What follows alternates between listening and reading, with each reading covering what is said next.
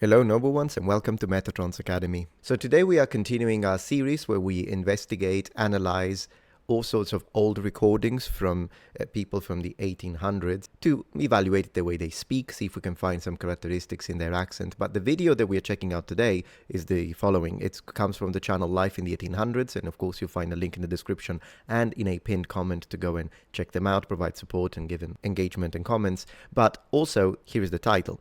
Two former slaves born in 1842 and 1852 talk about the 1850s, enhanced video and audio 60 FPS. Okay, that is incredible to think that these people were born in the 1840s and 1850s. So of course, early memories of childhood, I suppose. And the other thing that is interesting here from a linguistic perspective is the fact that it's historical. So these are people that were actually slaves. I am looking forward to see what sort of experiences they're going to share with us so we can learn from their terrible, of course, experience. Without further ado, I'm just going to let them speak first. We'll listen to the lady first, and then we'll listen to the man, and then I'll provide commentary. Let's go. Good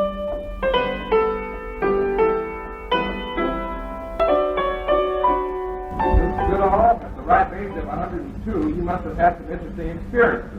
Tell us one of them when you were a little girl. Yes. Well, when I was a little girl in slave days, I always had something to do every day. Every day. We didn't have time to play very much at all. Because I myself was in the house for most of the time. And days like this, while we were outdoors, pulling up weeds, or picking up feathers where the chickens would all make them through the yard, or every day. And in cloudy days, while we were in the house, we had a big pan of sand, silver fan and an old slipper, scrubbing up the floor in the big dining room where they ate the meal. Mr. Haney, where did you live? Okay, so that was the lady. Already, it's remarkable. I mean, for what they tell us, the information here is that she's 102 years old. So she seems very sharp, to be honest, for that age. There is an indiscernible section here. Let's see if we can figure it out. Let's listen to it again. At the ripe age of 102, you must have had some interesting experiences.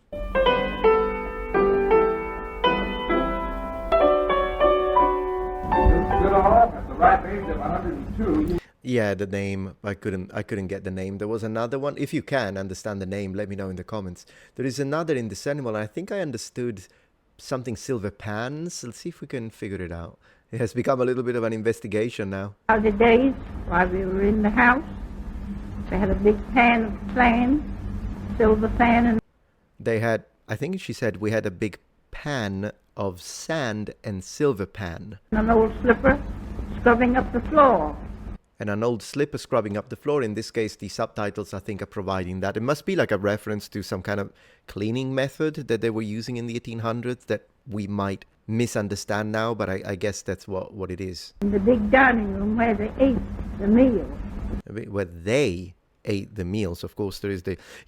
here is the thing. There is a lot that can be said from a historical perspective. We are here mostly to analyze the linguistics of it. And in fact, one thing that I'm interested is to see because up to this point, every person from the 1800s that we have analyzed the recording of has been either a white American or a white English person. And of course, we found quite a lot of differences with the way white Americans speak today. But in this case, we have a window into seeing how black people in America who were born in the 1850s, this of course was recorded in the, I suppose, early...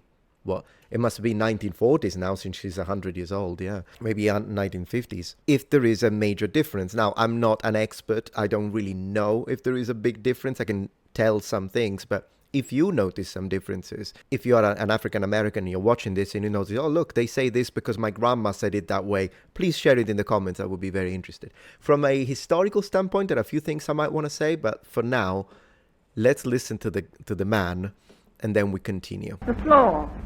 In the big dining room where they ate the meal. Mr. Haney, where did you live as a slave? I was a slave all my life. Where did you live?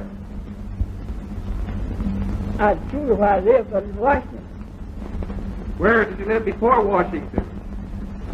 I told you. I told you. It's like, hey, I told you. Why do you want me to repeat it? All right, so they said that there was, once again, an indiscernible section. Let's see if we can figure it out. I was asleep all my life. I think he said I was a slave all my life. Let me hear it again. In the big dark. Where did you live as a slave? I was asleep all my life. Yeah, that is what, oh my gosh, yeah, that's, I was a slave all my life. And then it looks at him, look at that. That's what he said. It's not indiscernible. It's actually very easy to understand. I was a slave on a poor thing. Where did you live? I told you where I lived, but in Washington. Where did you live before Washington? I told you. I told you. I told you. That's how he says it.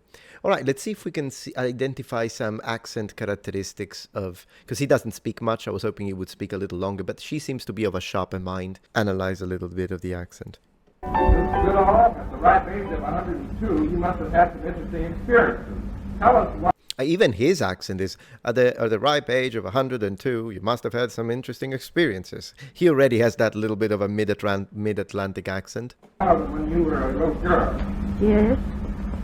Well, when I was a little girl in slave days. It's crazy that she calls it slave days. Okay, so already we have flapping here. Little, rather than little. So this must have been a thing in America very earlier on, in fact. I always had something to do every day. I always had something to do every day. Every day. Uh-huh. We didn't have time to play very much at all. The way she said at all was interesting. The vowel is a little closed, more closed than usual. I myself was in the house for most of the time. Note how she reinforces it. I myself was in the house most of the time, which implies that other people weren't. Possibly older members of her family were, I would imagine, in the plantation. I think that's the way, because I'm not an expert at all when it comes to American chattel slavery. Usually due to the main channel that I have, which is focused on ancient history, I'm a lot more equipped to speak about ancient slavery. And of course, they function in very different ways. They are both types of slavery.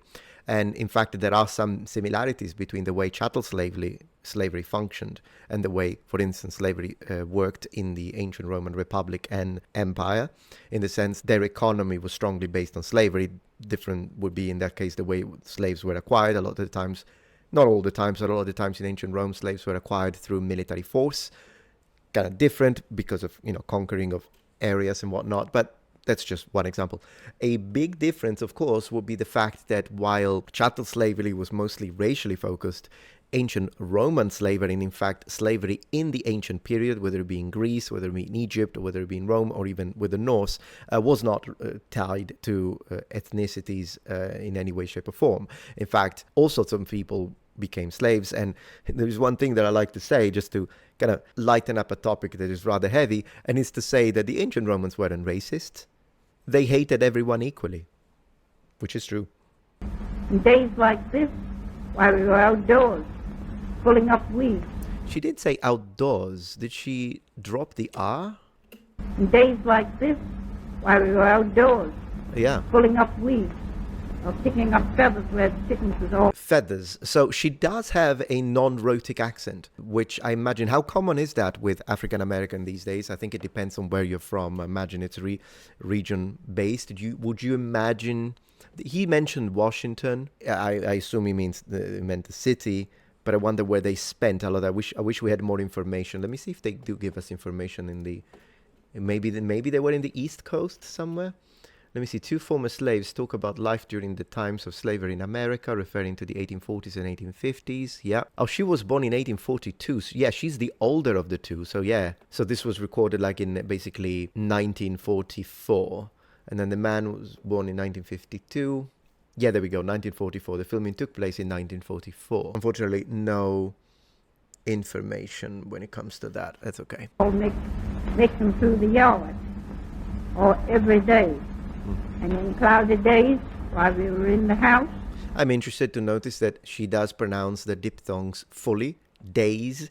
She doesn't have that like 1800s elongation of the vowel that sometimes we noticed on 1800s in Victorian recordings, like when they say days instead of every day, instead of every day, she already has the full diphthong enunciated. They had a big pan of flame, silver pan and an old slipper, scrubbing up the floor in Floor. the big dining room where they ate the meal. Mr. Haney, where did you live as a slave? I was slave all my life. Where did you live? I told you where I lived, but in Washington. Where did you live before Washington? I told you. I love the I told you. That one is nice. Okay, yeah, so this was a little bit of a shorter video today. I'm working in the meantime, I'm working on a big video on the Macedonians. This will be published, of course, on my main channel, the one about history.